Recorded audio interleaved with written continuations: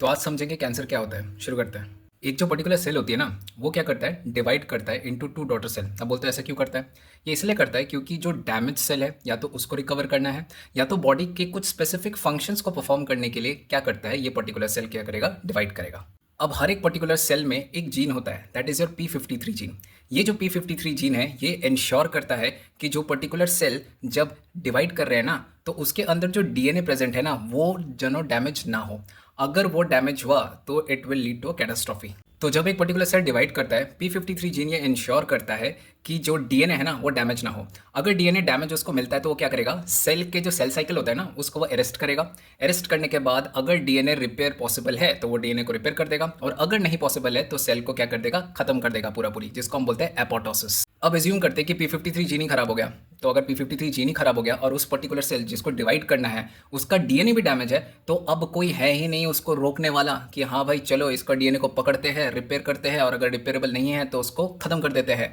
तो अब क्या हो जाएगा, यही पर्टिकुलर सेल क्या हो जाएगा, ये जो सेल बन गया ना, अब यही सेल कैंसरस बन जाएगा, क्योंकि इसमें लगाम देने वाला कोई नहीं है। ये डिवाइड होते रहेगा होते रहेगा होते रहेगा, और क्योंकि इसमें कोई P53 जीन नहीं है, जो डीएनए डैमेज होके रखा है वो भी उसी के साथ क्या होता जाएगा, रेप्लिकेट होता रहेगा होता रहेगा होता रहेगा।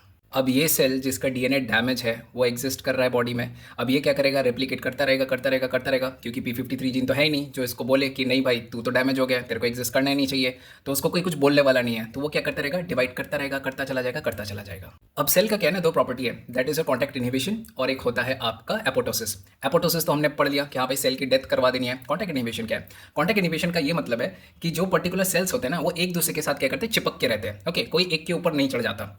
बट अब जब ये सेल जो है ना, ये पर्टिकुलर सेल जिसके पास अब कोई लगाम ही नहीं है, वो डिवाइड करते रहना चाहता है करते रहना चाहता है करते रहना चाहता है, तो यही पर्टिकुलर यहाँ पर क्या होगा ना, जब सेल को जगह नहीं मिलेगी ना रेप्लिकेट करने के लिए, तो वो क्या करेगा, एक बाहर की तरफ आएगा और क्या करेगा, एक ट्यूमर का फॉर्मेशन करेगा।